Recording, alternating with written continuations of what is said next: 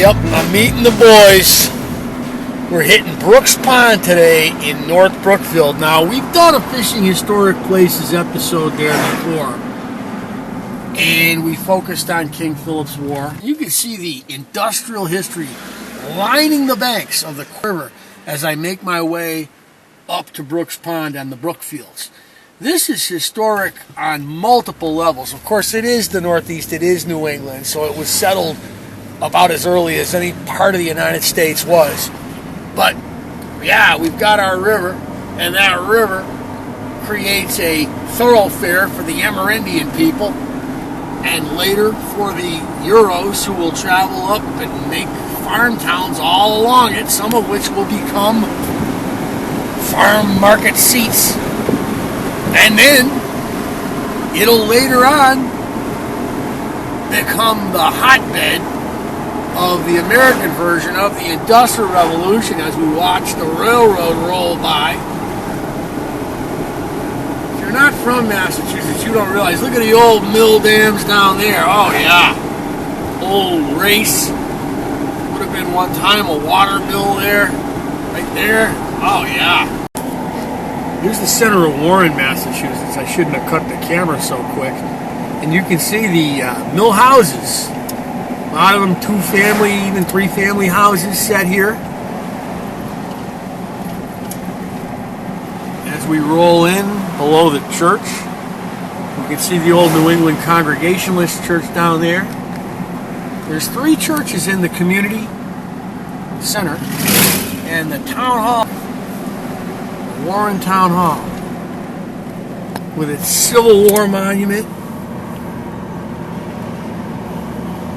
Layer upon layer upon layer of history in every New England community. Makes my job easy, really, as long as I know a little bit of history, right? Made it to Brooks Pond. Not the best launching ramp. It's kind of a public beach. Not a lot of time, about 3 hours.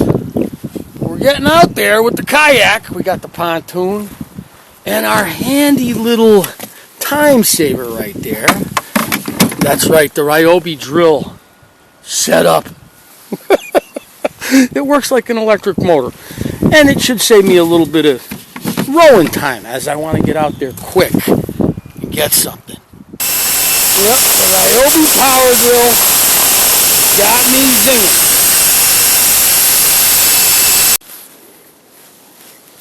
So I'm starting out with a jerkbait out by the islands here. I didn't want to go way down. Beetroot and Price are way down on the north end of the lake where there's a big brook that comes in.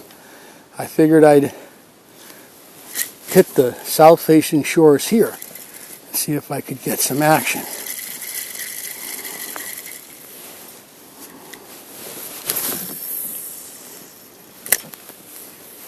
I chuck that jerkbait out, I reel it down. Reel it down much. It's kind of shallow there, so I'm going to stop it. Give it a little jerk.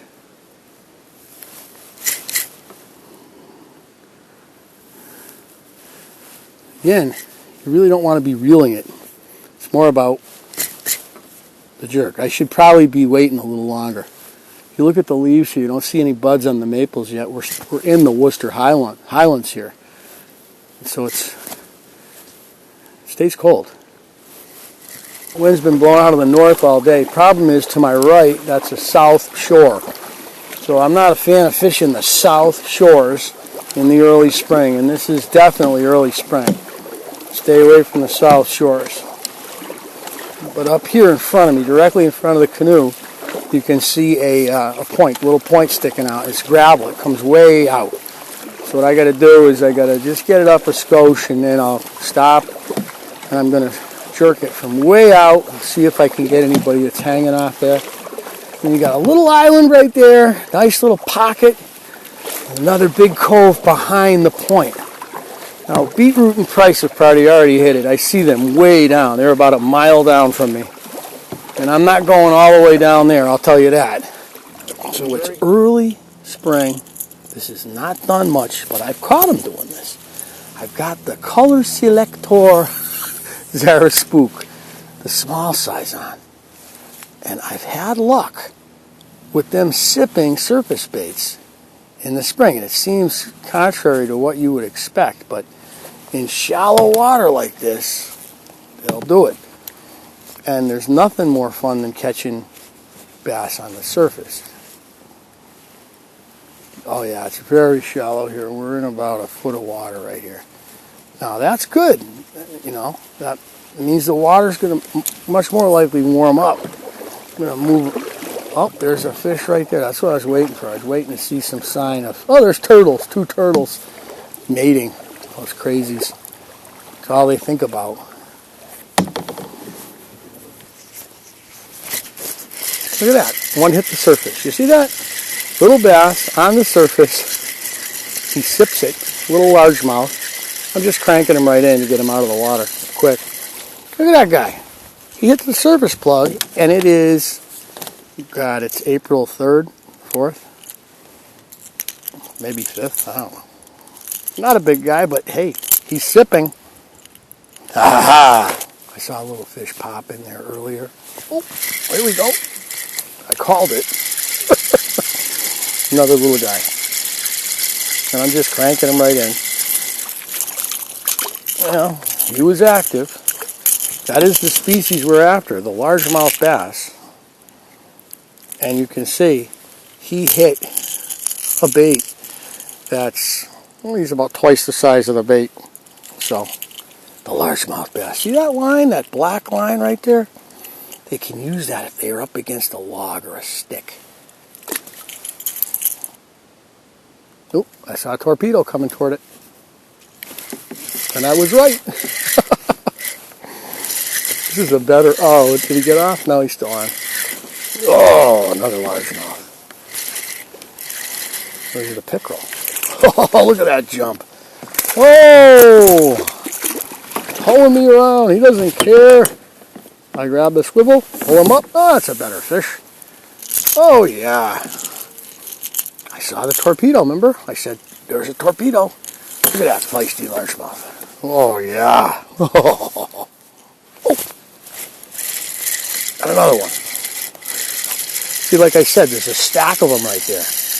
Now, I was hoping, against all hope, that it was a yellow perch, but it's not. It's another bass.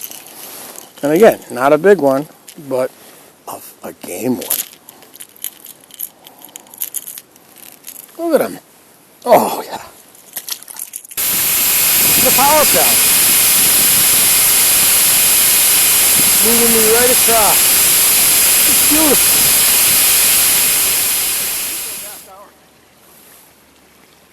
I basically tucked into that cove over there on the right, on the other side of the lake. And I stayed in there until now. I caught 8 of them in there, and I missed about 5 more. Nothing. We started circling around all the islands. Like, there's no way we passed them. And then we're like, oh, he said he was by the islands. I said, look for North Shores.